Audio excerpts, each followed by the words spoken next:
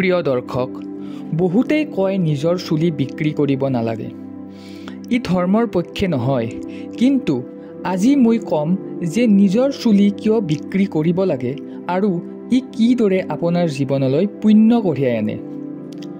নিজৰ চুলি বিক্ৰী কৰা আজিৰ সময়ত বহুতো লোকে বিজনেছ অথবা প্ৰয়োজন অথবা আধুনিক ট্ৰেণ্ড হিচাপে মানি লৈছে।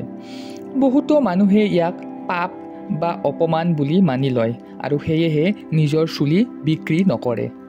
যদি আপুনি নিজৰ চুলি বিক্ৰী কৰি আছে, নিজৰ প্ৰয়োজনৰ বাবে হওক বা কিবা বেলেগ কাৰণতেই হওক, তেতিয়া ই পাপৰ ঘৰত পৰে নে ই আপোনালৈ পুণ্য কঢ়িয়াই আনি আছে, তাৰ বিষয়ে আজি মই কওঁ আহক।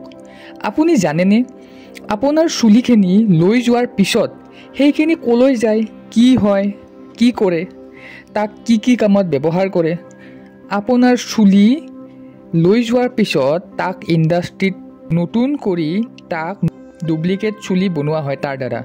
ইয়াৰোপৰি যিসমূহ কেঞ্চাৰ বেমাৰী থাকে, তেওঁলোকৰ বাবে মেডিকেলত উইংছ অৰ্থাৎ নকলি চুলিৰ টুপি তেওঁলোকৰ বাবে ছাপ্লাই দিয়া হয়।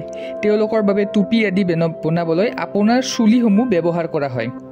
কিছুমান মানুহৰ সৰুৰ পৰা চুলি নাথাকে বা এটা টাইমত তেওঁলোকৰ চুলিবোৰ গুচি যায়, তেতিয়াও তেওঁলোকে সেই নকলি চুলিবোৰ ব্যৱহাৰ কৰি তেওঁলোকে জীৱনত ভালদৰে চলি থাকে।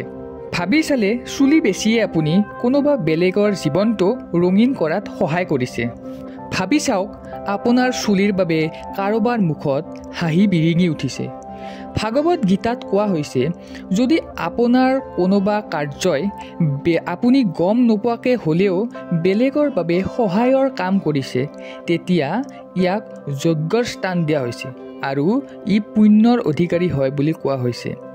নিজৰ চুলি বেছি যদি আপুনি কোনোবা কৰ্কট ৰোগীৰ মুখত ক্ষন্তেক সময়ৰ বাবে হ'লেও হাঁহি আনিব পাৰিছে, তেতিয়াহ'লে ইও ধাৰ্মিক আৰু পুণ্যৰ শাৰীতে পৰে।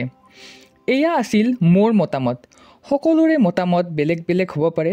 আপুনিও আপোনাৰ মতামত কমেণ্ট বক্সত জনাওক আৰু ভিডিঅ'টো লাইক কৰি আগলৈও এনেধৰণৰ ভিডিঅ'বোৰ পাই থকাৰ বাবে মোৰ চেনেলটো ছাবস্ক্ৰাইব কৰি দিয়ক।